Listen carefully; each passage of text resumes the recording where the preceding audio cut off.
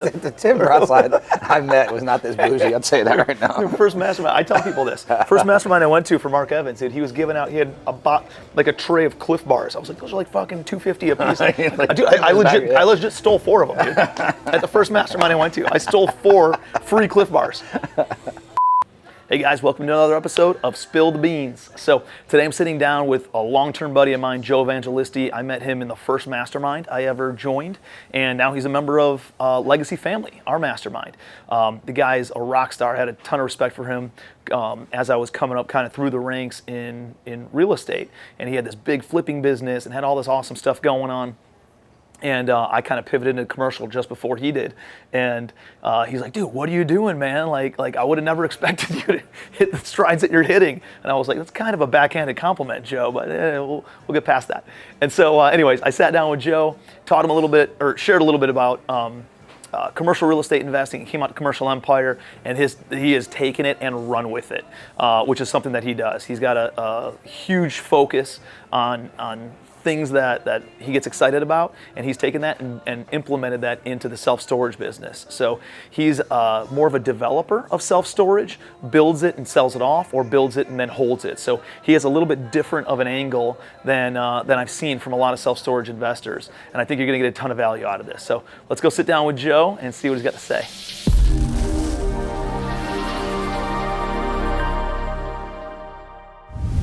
Joe Evangelisti, how you doing, brother? Great, brother. Dude, welcome to Spill the Beans. Thanks Welcome to Charleston. What do you think of Charleston? Oh, you know what I think of Charleston already, but, yeah, but I'll tell the people what I think of Charleston. Yeah. I'm moving here. I'm moving here. That's what I think of Charleston. No, I've been looking for somewhere to get a little bit warmer weather for years now. And buddy Mike Regina, who we just saw in the other room, started talking about this place, a year and a half, 2 years ago, and I was like, man, what's it all about? So I finally came down and visited. Man, this place is beautiful. Yeah, it's got everything. Dude, it's got beaches, it's got restaurants, the food scene's unbelievable. Yep. The property taxes are low. You got history, art, architecture, boating, like anything you want, man. It's a very entrepreneurial town. It's a very outdoorsy, like active living kind of a town too. So it's cool, like. Dude, I remember up in Ohio, dude, in the summertime, in the wintertime, as soon as the weather broke, you're like, dude, you stay in your house, you wear sweatpants, you don't care what you look like anymore. Sounds like Jersey. It's a lot like Jersey. And you come down here, you're like, oh damn, there's people who are really fit. I need to go and get a little jog in or pump some weights or whatever. So it's a cool town. So excited to have you down here eventually, man. Yeah, bro. Looking forward to it. Let's talk about storage. Yeah, let's do it. Yeah. So why don't you, I know your story, we've known each other, man, for 7 or 8 years now? At least. And why don't you share a little bit of your story about, how you got into the entrepreneurial world and going down the road of flipping houses, developing houses, and then kind of what sparked the interest into self-storage. Let's do it. So, I always tell people, I was born into construction, right? My dad was a general contractor, he's a drywall guy. My parents were divorced when I was 2 years old. So nights and weekends, what was I doing? I was walking job sites, cleaning up scraps. Yeah. I loved, had a passion for construction since I was a little kid. And, I was about this tall. I'd be, trying to tape. I think by the time I was 10 years old, I could tape drywall. So I just always loved being on the sites, and I always looked up to my dad. He was the first real entrepreneur that I knew. First entrepreneur of our family. His parents came from Italy, direct from right off the boat, and he was the first guy to drop out of college and say, I'm gonna go start my own business. And so frankly, when I was a kid, my whole goal in life was to grow up and take over his business. Yeah. And so I got lucky right out of high school. Because I started, as I was working for his company, one of the foremans there was a retired senior chief Seabee, and Seabees are the construction battalions of the Navy, right? And so I had this bug, I want to go serve my country. I'll probably just do a tour and I'll come back and then I'll do the GC thing. And I wanted to be a Marine, and his name's Dave, and Dave was like, absolutely not. You're not going to be a Marine. You need to be a Seabee. And I'm like, what's a Seabee? I don't understand what this is. So Dave actually convinced me and got me into and helped me get recruited by the U.S. Navy Seabees. And so I spent 6 years doing construction while kind of serving my country. So it was awesome. I got to do the best of both worlds. So what were you building for them? All over the world, man. I was building just different Bases, infrastructure, forts, buildings, forward. So one of the CB's main mission actually is a lot of people don't know this, but when you go overseas and you would like attack like an enemy target, the first thing you do is take out their air support. So you bomb the runways so that they can't take off. And then CB's, one of their first missions is called rapid runway repair. So they'll go in and just fill in these just cavernous holes in the runway with concrete out of a Crete truck, and then automatically set this thing up so that we can bring our own air defenses in, and then we take over the air base. So awesome. It's a super cool mission. That's cool. I trained in all that, never got to do that, but some of the things I did was like, at the end of my tour, 03, I was actually, when we were invading Baghdad, I was in U.S. Central Command, like where Tommy Franks and all the heads of the war effort were, and we built out all of their infrastructure, all their skiffs, their secure like office facilities and comm centers and all that type of stuff. So that was one of my last things I did before I got out. In fact, I probably would have stayed in, but I went to join the reserves, and they were like, "Dude, you're going right back to the desert, so just keep your stuff on." I was like, "Man, no, I'm good. I already once is enough." Yeah. But yeah, then pretty quickly after that, I got into real estate. I knew the construction side of things, and I started flipping houses. And as you know the story, but I'm telling our listeners is like, I got in 07, which was like, I look at it as a lucky time. Yeah. But it was also like a really, really terrible time to get into investing in real estate, Dude. right? So jumped into flipping houses, got about 3-4 deals into the whole thing, and the market just collapsed. We thought we were going to flip them, make a bunch of cash. Luckily, we were able to stabilize them. Like, I never wanted to be a landlord, but I was able to put tenants in there. I went back to the bank, stabilized long-term debt, but we didn't get our cash back out. Then I bought them traditional. What do? You put 20% down, you put your own money in, the whole thing. And so I had to shift, and I had to figure out a way to survive, but I also had to figure out a way to keep doing business, how to keep, running. And that's why I figured out OPM. I figured out leveraging other people's money and creating opportunity and helping them make money while we made money. And things turned, 11, 29, 10, 12, that time frame. Short sales became big. We started buying a lot of short sales. So you're the brokerage at that time too, right? Yeah, well, I don't think I had the brokerage until maybe 14 or 15, but I was on a team, and I had my own team of real estate agents, and we were like really one of the top short sale teams in South Jersey at that time. So I was just having conversations daily with sellers that couldn't afford their mortgage, and their ARM had expired, and their interest rate had gone from 4 to 7.5, and so they had to short sell their house, and it created opportunity for us because we really quickly got into that game of negotiating the loan and figuring out, what the bank would take on a short payoff. And, it got us into flipping houses and making money, but it also got us into the wholesale business. Dude, that was such a wild time because, like, nobody ever talks about it anymore, right? Like short sales, loan modifications, like all this. It was prevalent everywhere. It was insane for about 4 or 5 years, and then it just like all went away almost. Well, how about like REOs? Remember, we were buying bank-owned stuff after it was foreclosed. There wasn't anything on the market that wasn't bank-owned, And then the banks started becoming flippers, right? And then they all started trying to flip their own stuff, and the REOs went away. So, you just got to adapt when the market changes. I think that's, everyone's all doom and gloom right now. What's going to happen in the next 2 to 3 years? It's like, if you're an entrepreneur, you figure it out. For sure. You just figure it out. Dude, you're an entrepreneur is a problem solver, right? It's you're resourceful. And people are like, well, Bratz, what are you doing? Like, are you doing these heavy value adds? Like, no, I'm following the market, following the money, right? You have to adjust and weave, and like there's different ways to structure deals today than I did before COVID, right? There's different ways that I structured deals 3 years ago than I did 15 years ago, 12 years ago, Yep. It's like you gotta be able to be flexible and adjust and problem solve and cater to what's available, what are the resources, and then figure out how do you backtrack and make the deal work inside of those components, Totally. So that's awesome, man. So you're flipping houses, you got the brokerage, you start building up a rental portfolio. Yep. Joined a mastermind in 2014, right? Yep, somewhere around that. Which is around when we met. Yep. And then kind of just kept on scaling up that side of the business, right? Did a little bit more development. Yep, we were flipping houses, wholesaling houses, selling houses in the brokerage. We did about 1,000 transactions in the first 12 years that we were doing single family, and finally just kind of hit burnout, man. Like I remember, about 3-4 years ago, I sat down with Brian, my business partner, then COO, now business partner, and we were like, man, it's the end of the year. What do you want to do next year? We did 88 flips this year. You want to do 100 next year? You want to do 110? And he looks at me dead in the eyes and he's like, dude, I don't want to do 88. And I'm like, thank God you said that, because I don't want to do 88 either. I'm just trying to rah-rah, push this thing, scale it. I'm like, we're We had about 40, 50 employees at that time.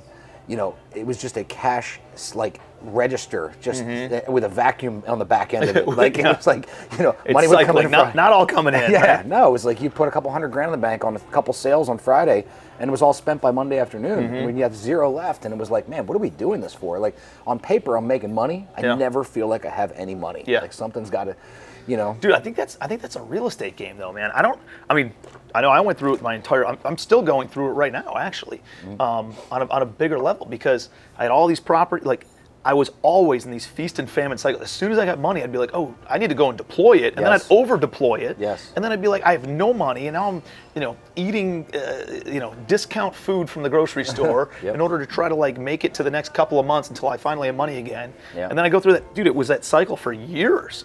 Absolutely. And then, dude, even now I have. Now I got all these apartments and stuff, and I got cash and cash flow coming in and all these good things.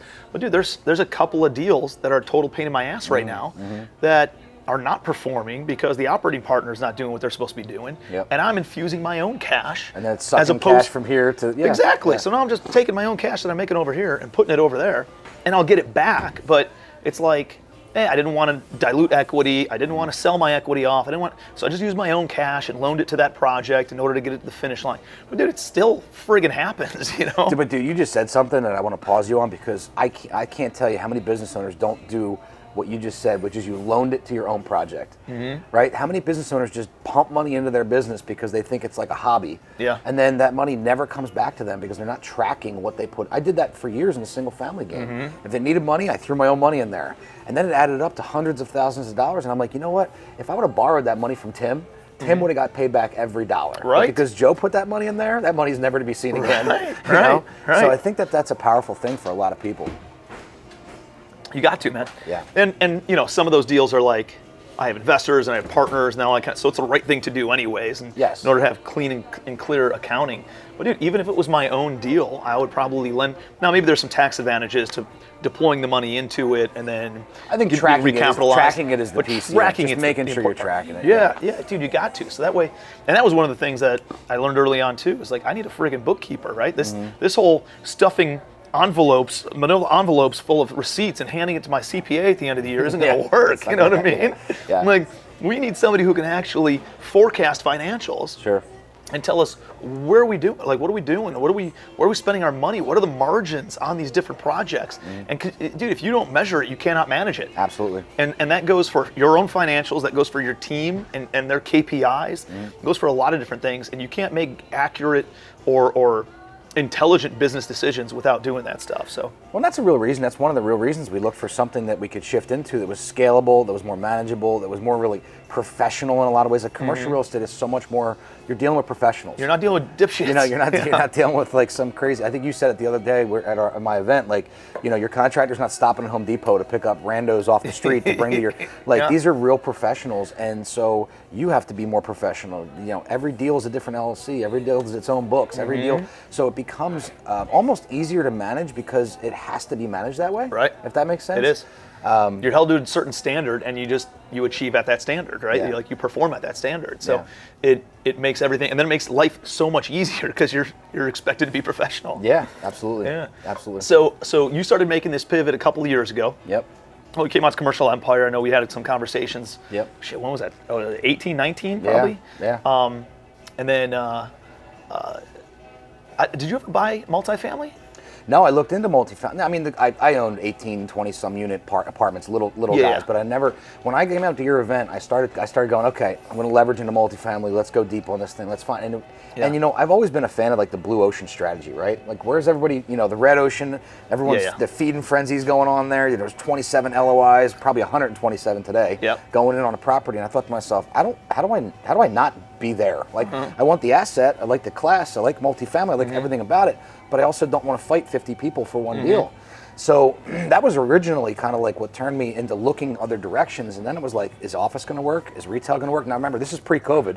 So any one of those probably could have worked in. But at the same time, like Amazon was on this climb even right before COVID. And I think COVID just exacerbated this whole retail, of taking retail out of brick and mortar and putting 100%. It all online. And so like that always was a space where you're like, but dude, we also know several people who are crushing it in retail centers and retail strips right now. And then the same thing was going on with office. People are just starting to work a little bit more remotely, and then COVID, dude, fucking amplified that times 100. And took everybody offline. I just saw some stats like 58% of people in the US right now expect a hybrid work environment. Of not having to go. Dude, it was 9% before COVID. Now it's 58% expect to be able to work from home in some certain capacity in their job right now. Ed Milet said something very early in COVID. And he said, I remember him saying this, and I was like, man, it was so succinct. He said, in times of adversity, a lot of times we're forced to do things that we probably maybe ought to have been doing all along. Right? And so all these companies were forced to go virtual, and they were like, we'll never go virtual. We have all this. And then what they find is they're getting a better culture. They're getting a happier, a team member. They're not commuting an hour back and forth, so they're saving money. So you ostensibly you pay them less because they don't have to do that, or maybe you don't have to. So it created this level environment. of efficiency like skyrocketed. Went through the roof. Dude, these fucking coffee meetings, as much as I love grabbing coffee and stuff, like the pick your brain phone calls and stuff never happen anymore because you can jump on a Zoom for 15 minutes. I was going to say, the worst case scenario is a 15-minute Zoom, right? Instead of having to drive across town, meet somebody for an hour of small talk, and then not sure if you can do business with them again or not. Totally. And it's like, oh man, like there were so many more efficiencies that went into place because of it. And dude, I think it's far more of a blessing, at least in my business, than it was, an obstacle that it's created. I think in the foreseeable future, we're all going to have offices of some sort, right? I mean, there's not a companies that need offices, but they don't need 10,000 square feet anymore. They can do 2,000 square feet. They can do virtual space. And I think that's changed a lot. The whole industry, the whole dynamic of big office. I mean, you saw New York lose 20-some%. The first time in 50 years they lost revenues in office space. So wild. I think those changes, but. So how'd you land on self-storage? So I was actually, I was calling people, I talked to you about multifamily, I talked to someone else about office, I was talking about retail. I was like, what about storage? It's not sexy, like it's not HGTV, like people aren't doing video about storage, but let's look into this. I remember having a phone call with a guy who's now one of my good friends, and he was on his 4th self-storage deal. And he said, Joe, he built houses in the Hamptons, like these 10,000 square foot, multi-mega $1 million houses. He built restaurants in Manhattan. He built tract homes in the Carolinas. And he said, dude, I'm telling you, I'm on my 4th deal right now. He goes, after you build a self-storage, you'll never touch a house again. He said, you won't even build your own house. You'll pay someone to build your house. And he's totally right. It's unbelievable. Like you look at the difference and the scalability and the ease of we're building concrete and steel boxes. That's it. You're buying corrugated metal. That's all it is. And standing it up. That's all it is. And I mean, it's like, it's all consuming when you step on the site because you're so big. But at the same time, it's like, man, he's not wrong. It's not that much harder to build one of these than it is to build a house. It's a team. There's a team work, it's team effort. These guys are nationwide contractors for the most part, so they're doing this hundreds of times a year. Like they are the best, and if you hire the best team, you're going to get great results. Yeah, for sure, man. So your first, the deal I'm in with you is your first one, right? So first one. That one came up, and we brought some cash and became partners in that deal, and that was. Dude, we closed on that right at COVID. Yeah. Right when COVID hit. Yeah, we're almost at 3 years right now, but no, we're at 2. We're gonna get out of it. Yeah. We're at 2. That was June of 20. Oh, you're right. I'm sorry. I think that I'm was thinking June 3 in my head. That was June of 20. Yep. And we're all into this piece of property. Yep. Right? Can we talk numbers? Yeah, do it. Yeah. So we're all into this piece of property. Between the property that we bought, the construction loan took forever to close. Yes. It's just a pain in the ass. And we had work in place way before that. And it was a goofy environment for lending and all that kind of stuff because banks were just doing the PPP, business loans and all that kind of stuff. So it took forever for that loan to close. We were using a little bit of cash and slamming it out, and then it got delayed a little bit until that loan closed. And then, dude, you guys have been slamming it out ever since then. Yeah. And I know early conversations were like, well, hey, some of the big box names in storage are interested in buying this thing as is now, upon certificate of occupancy, upon 50% lease up, upon 90% lease or 85% lease up, whatever it was. And here, like, they're going to give us numbers and bids for all these different things. And we ended up getting an offer. We signed the LOI, right? We're under contract. We are under contract. Yep. We're all into this for 12.5. We're going to be under 13. Let's call it 12.5, 13. 12.5, 13. Yeah. And the contract is at 21.5? 21.6. 21.6 million. Yep. For 24 months worth of work. Yep. Of getting this thing, and all we have to do is get it to certificate of occupancy. That's it. So as soon as it's built and the city gives us C of O, they have how long to close after that?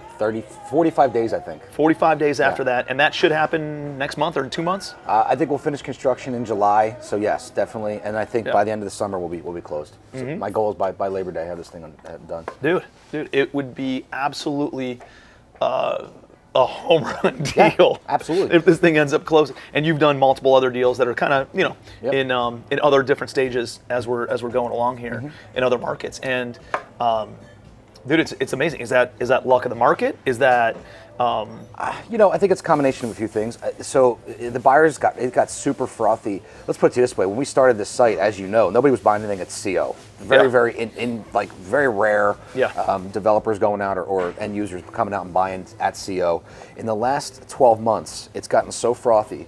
You're seeing the cap rates get so compressed. That these big buyers are saying to themselves, look, we'd rather take the risk of ramp up to buy this thing, pay top dollar, but make sure we have a brand new facility in a market we know we can ramp it up quick, and they're taking that little bit of a, I'd say a risk because they have to ramp it up and we don't have to do that. But they're saying to themselves, man, I'd rather go direct to the developer and take that risk than be one of 27 bidders on an existing facility and maybe drive the price up, higher than I want to anyway. So the holding carrying costs, ramp up fees, or whatever that cost to them is a fraction of what it would cost if you got it to 85% occupancy. Correct. Yep. Dude, they're paying $28 million for this thing if they end up waiting for it to get that. I don't doubt that that's actually what this buyer is doing. Brian and I have been talking about this. I think they're going to pay 21.6, and in 2 years they're going to sell it for 28, and that's their game, and that's cool. Let them do it because we're happy. And that's I think a huge part of this is dude, there's a deal that I'm in right now. I'm a 10% owner of it, right? So I don't really have a say in it. I structured the deal, got 10% of it. I'm in a good spot. And I wouldn't say they're newer, but they haven't been doing this as long as you and I have. They've had a lot of success. They've had access to a lot of private money, so they bought a lot of things. And these couple of guys that I'm partnered with, we bought the deal for $75 a door 10 months ago. Yeah. Got an offer for $125 a door, dude, in 9 or 10 months. Yeah. And they said, no, we think we can get 130. I was like, you cannot get 130. We thought this was going to be worth 100 a door, right? And that's what the game plan was. Yep. And we got a 125. They're like, no, we're going to try to wait out. I bet this guy will come up to 130. Well, guess what? That buyer ended up bailing. Yeah. And now they got an offer for 110. Yeah. That they have to take. Yeah, it's a tough one, man. Dude, to the point that we were saying of this deal, it's okay if the next guy makes money. Oh, 100%. Pigs get fed, hogs get slaughtered. Yeah. And dude, if you're a friggin' hog, you're gonna lose. Dude, we lost out on I don't know. It was do the math. It's over $1 million that we lost. It was a smaller deal, but still, it was over $1 million of value that just fucking evaporated. Yeah. Because somebody was too freaking greedy. And in this deal, we're not being too greedy. We're selling it for a phenomenal number. We're gonna make a shitload of money on it. Our investors are going to make a ton of money on it, and we're going to be able to go and do it again, right? And not only that, our target return we were trying to hit 19.2 or 19.4, something like that. So 21.6, I'll take it. It's gravy, and we don't have to ramp it up. We don't have to wait to refi it for another year. I think that you have to always weigh that. So people have been saying to us, I thought you were going to build and keep everything. Yeah, I'm going to keep 80% of it. But when I have somebody offer follow the market, bro. Millions over what we think it's going to be targeted at, you sell out. You take that money and go do something else. Well, and the thing is, somebody, I'm a big believer in holding as much as you can, right, long term, and doing that. But there's an opportunity cost to also not selling. Correct. And guys like us, we see a level of abundance in the marketplace where we can go out and find new deals. Yeah. There's no scarcity mindset between us of will we be able to find another? Of course we'll be able to find another deal. Always going to find another deal. Yeah. They're all everywhere, right? And so there's an opportunity cost of hanging on to something, of saying, hey, I thought I was going to get this valuation in 5 years from now, and I got it in year 2. Guess what? I'm going to fucking take my money. I'm going to roll it into another deal and amplify even more than what I would have gotten in this deal in 5 years. You know what I mean? Yep. And so, dude, just understanding the dynamics of the marketplace. And yeah, it's going to be a great asset for somebody to own. It's brand new, it's beautiful, it's a great area, great location. But the reality is there's plenty of opportunity. And if you can hit your return metrics, you can hit your numbers and roll it and then have some velocity on your money and your investors' money to get into multiple deals and boost it even more. Dude, that's a big upside potential for you. So yeah.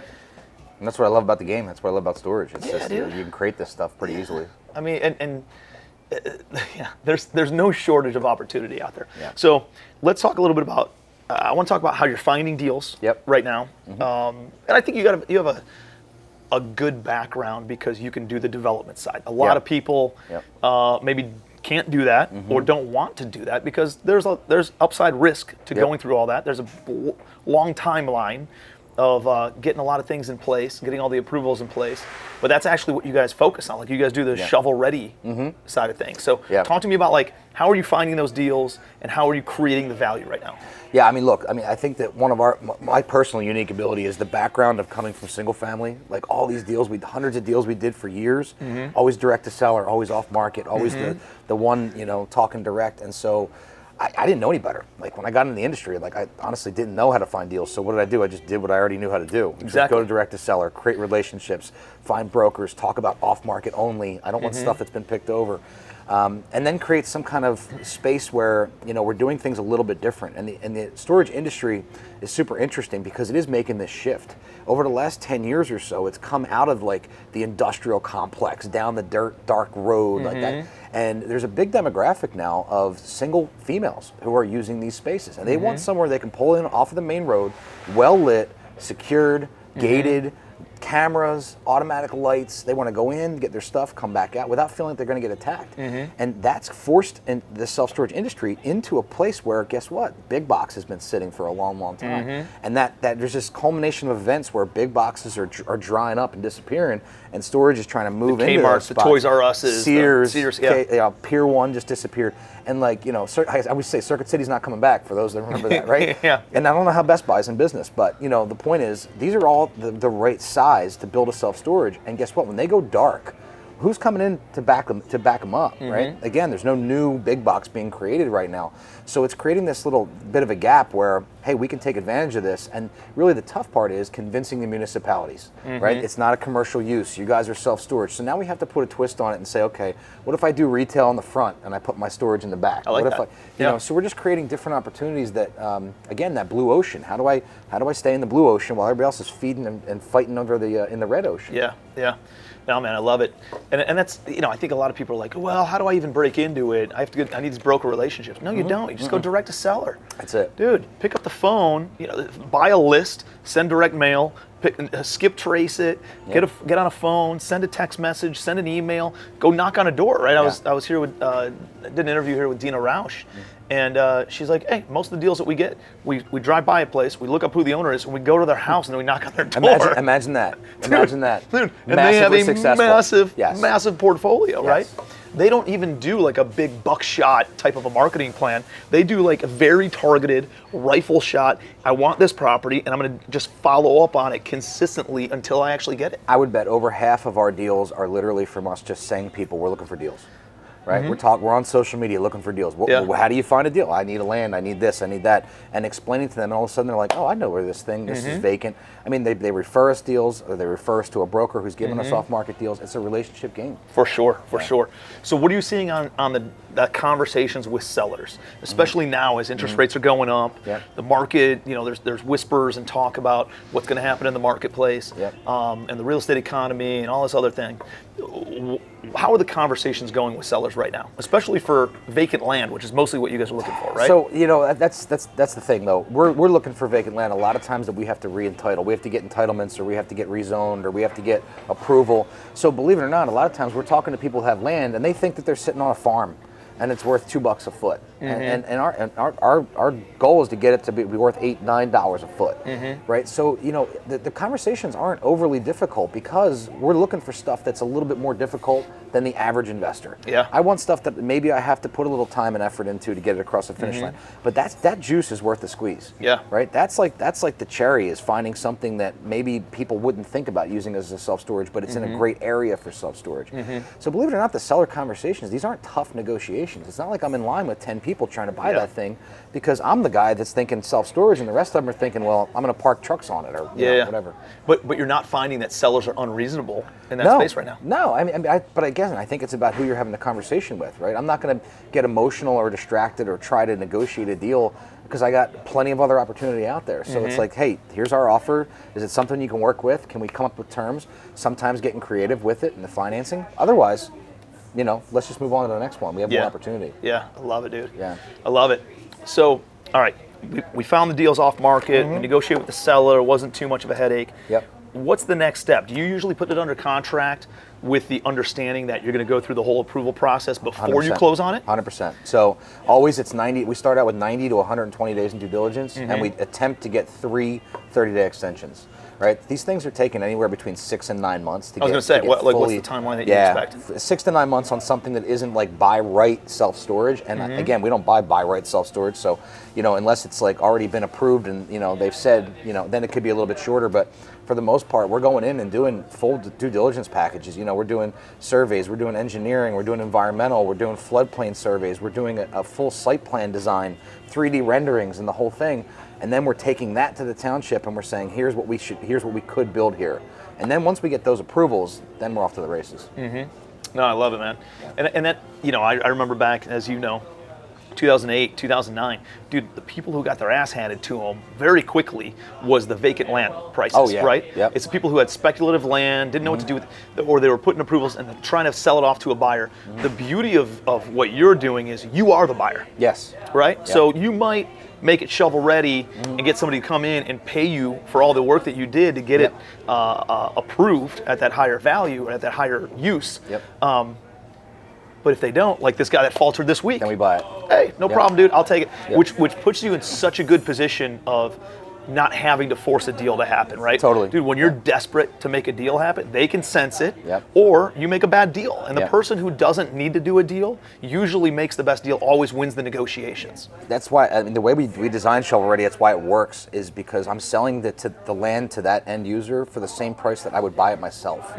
Like it's not the land plus a markup. It's the market value of the land with the due diligence, with the package ready to go. And all you have to do is take everything we hand you and go get building permits, right? So if somebody wants to buy it, like you said, what we're doing is we're building a pipeline of great deals. And I want to buy all of them. But as a developer, most people know you can't develop 25, 30, $20 million sites at the same time without building massive banking. I want to build 5 to 10 at a time, max. And so I'm going to take the pipeline I have and I'm going to delineate that to other developers and say, hey, this is something that makes sense to you. Great, let's go to closing. And a lot of that's, you know, it's been powerful because, you know, as you know, again, people want to do the easy route. They want to go the quickest. They want to go directly to buying the stuff that's already entitled.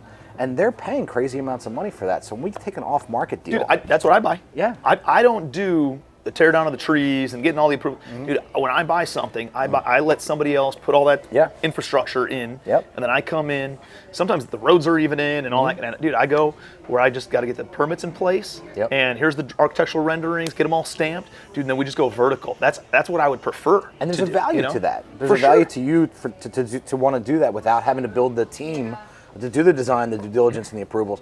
We just happen to have the great team to do it. So why not utilize them? No, I love it, man. Yeah. And I love that you can dictate whether you can sell the deal or you're going to build it and hold it yourselves too. Yep. Is the intent as you continue to build these things out?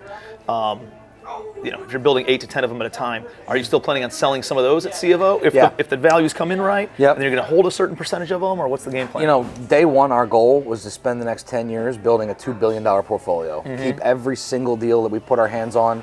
There's no reason to sell. There's good cash flow, the whole thing. But you got to pivot. You got to course correct sometimes. And again, when the market is this hot with buyers, you know, I think we'll end up selling 20 or 30% of them. Dude, I think there's enough people who are going to come in that like most of the stuff that you're selling, is it to institutions or individuals or what?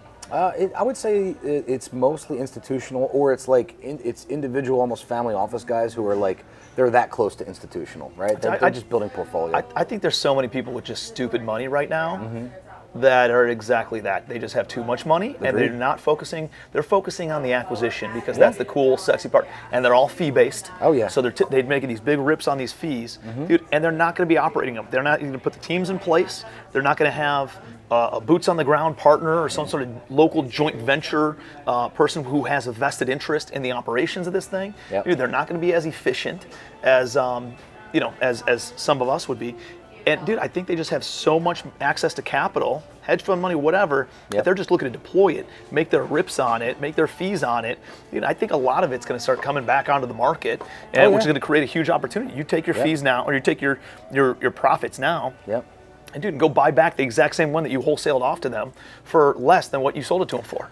There's no doubt. I mean, I was talking to one of the, I don't want to name the name, but one of the biggest, teams in the game right now, and they have $5 billion in cash at 2%. Like, it's amazing. I mean, the 2021, they said something like 11 billion in total transactions happen around the country, and this one big player has 5 billion to spend right now. So, I mean, they're in ramp-up mode. They're in acquisitions mode. They want to put as much. How do you get money at 2%? That's some kind of institutional thing. I don't know. I have no idea. I need to figure that out. I have no idea. Yeah, when they told me that, I thought, wow, that's a good problem to have. That's a you can do some damage with that. I mean, that's such a low cost of capital that you could legitimately do any deal in any market. Yeah. Overpay for it. And it depends on the timeline though, right? Even if you overpay on it, you're paying down enough principal on the loan and the property's appreciating over a long enough timeline that you can say, hey, I can pay you 110% of what the market value is today, because over the next 10 years, I'm going to pay it down to 85%, and it's going to appreciate by another 20%. Well, and you're like, oh, dude, well now I have a 40% spread or 30% spread on it. Well, I can tell you how they're doing it too. Is they're charging 5 to 8% management fees on most of these transactions. So if they're a manager already, and they come in and they put 2% coupon in place, they're saving that 7% on management. So they're automatically bumping a 2 cap up to a 5, 6, 7 cap internally, because they're not paying that overhead and paying that management, and that's how they make sense of it. Yeah, it's wild, man. It's wild. Yeah. So, what does it look like from an operational standpoint? So once you guys buy these things, and then as you're operating it, what kind of efficiencies are you putting in place? Are you guys are not trying to build out a big staff? Are you guys going to use third-party management? Or are you guys using in-house? 100% third party. I look at us as pure developers. My whole goal is to buy, value add, and if it's big box and recondition it, or ground up construction. But the day that we have that. And we're actually going into these deals with a third-party feasibility eye on it already. We're talking to the head of CubeSmart and saying, hey, would you put a project in this area, on this site, and they give us the thumbs up. So we're almost pre-negotiating most of those management contracts long before we're even done construction. I love it, dude. Yeah. And then you would bring them in, let them manage it. Or they would buy it, right? They handle ramp up, they handle management. A lot of them want options to purchase or first right of refusal with the management agreement, because their whole goal is, how do I de-risk it? Well, I'm going to keep it while it's yours. I'm going to do the ramp up. And then eventually, once I get to the 80, 90, 95% occupancy, well, then we'll talk about NOI. We'll figure out what the thing's worth. We'll assign a cap rate, and I'll go buy it. Their whole goal, and a lot of people don't realize this, but the big players, most of them only own between 40 and 60% of the assets with that sign out front. So you drive by a CubeSmart and people go, oh man, CubeSmart, 45, 50, 60% of those CubeSmarts are guys like you and I that own them, and CubeSmart's managing it, right? They want to make that, they want to flip that. They want to own 80% of what they have. So they're always trying to add, more doors, more square footage. They're trying to build that portfolio as they, do the management side. Well, dude, it shows you that you don't have to be greedy and own 100% of anything either. Yes, like, exactly. Dude, you can make a lot of money with $1 billion fund next to you, and a $1 billion management company handling all the operations, who have those systems and efficiencies in place. And dude, even if you own 40, 30, 60% of that thing, but somebody else is handling all of it, dude, that's a pretty sweet position to be in. 100%. I mean, I watched the way that these dudes do their back-end marketing, their SEO, their AdWords, their pay-per-click, the way that they target each an individual. Like, I mean, if you and I Googled self-storage nearby right now, we would get different ads pop up, different prices, different structures. They know our background. I don't want to learn that game. Like I'm never going to be as good as them, and I'm never going to be the top, the top hit on Google if I'm local mom and pop. So that's the way I look at it. I would prefer to hand it to the third party and let the guys that are great at what they do what they do. Yeah, and it allows you to lean into what your strengths are, allows them to lean into their strengths, and they're not stepping on your toes, you're not stepping on theirs. Instead, you complement each other rather than compete with each other. Yep. That's awesome, man. Yeah. So tell me a little bit about the syndicate. So what are you guys doing on that side of things? So I know you got the mastermind. Yep. You're educating other people on how to find deals, do the development side of it, and then ramp it up with management and marketing and occupancy and all those things, and then how to exit it, right? Yep. Yeah, I mean, look, the storage syndicate was another thing born out of necessity. It was like everyone was coming to us. I have money, but I don't know how to do development. I can do the development, I don't have the money. I don't have the connections to put the thing together. I don't know the contractors to use. So what I've always said from day one is this game is a team sport, right? Single family fix and flip, you can be a one-man show. You can do your own thing, call some contractors.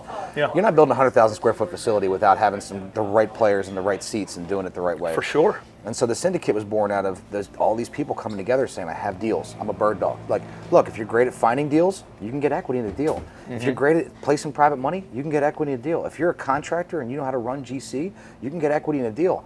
And I always go back to what you said. I love this. It's do you want 30% of the watermelon or 100% of the grape, right? I'm tired of collecting grapes, and I'd much rather be the orchestrator putting all this thing together and take a small piece of the JV. Bro, it's easier. It's so much easier. And it's more fun because now you're only doing the shit that you like to do, and that you're good at doing. And 1 + 1 = 3. You can just do so much more that way. Plus, it's fun to win on your own, but it's hard to explain how much more fun it is to watch someone else create wealth out of nowhere. And you get a piece of that action because you're helping them succeed or you're helping them push it across the finish line. And so for that reason, it's like I'd love to share what we're doing, especially if we get involved in some people's deals. So and the syndicate became that way because it's a bunch of people coming together. Some of them have crazy experience in the industry. Some of them are trying to get into the industry. Some of them have private money and they're just trying to learn the industry. And putting them all under one roof and watching them come together, we actually form we call them pods, but we put people in a room with 3 to 7 people, and they have their own meetings. They have their own Zoom calls on top of the instruction and the live training and the live events that we do. It's watching them turn around and try to put their own deals together, and then we help them do that as well. Dude, it's magical, man. And it's cool that you have an abundance mindset in order to help other people because, again, it creates more collaboration than it does competition. Why are you teaching people how to do this? Aren't they going to steal your deals? No. They're going to bring deals to me. Yeah, exactly. I'm going to fund them. I'm going to sponsor the loan. They're going to handle the operations. They're going to build wealth. I'm going to build wealth. Yeah. And I get into a deal that I couldn't have gotten into. They get into a deal that they couldn't have gotten into. And together we're making money and building wealth together. Dude, it gives me the chills. I love the idea of it. And dude, I'm pumped to have you create the master class for Legacy Wealth Academy too, in order to kind of dive into a couple hours worth of like the deep, how we finding deals, how are we underwriting these things, how you raise the money and structure it, and the operational development side of it, and then the ongoing asset management, project management, property management, and exit strategies and stuff too, man. I'm excited to watch it and check it all out. Dude, just proud to have you kind of in the fam, and excited to see what you're going to be doing over the next couple of years, man. Man. It's amazing. We've been saying this, like we're just getting started since 2014. I still feel like that. Dude, but like we really just are. Like, can you imagine how much more runway we still have? It's crazy. And doing what we're doing now, it's not working hard. Now we've turned the chapter on working smart. And now we know how to build teams. Now we know how to leverage not only our own efforts, but other people's efforts and other people's money in order to help everybody build more wealth. And dude, I feel like it's like, guess what? All four combinations on the lock are now dialed in, dude. And it's crazy what we can do together, Yeah. It's awesome to see, and it's awesome to see people making those transitions from different industries and coming out of single family and learning commercial and realizing that, like, man, I wish I would have started doing this 5-10 years ago. Yeah, but dude, it's still in its infancy. There is so much opportunity. There's over 700,000 multifamily buildings that are 5 units and bigger in the country. Dude, I only own 55 of them or something like that. And I have a ridiculous life. And my team is all worth the executives on my team are all worth 7 figures because they all have and then all these investors have all this wealth built up and joint venture part.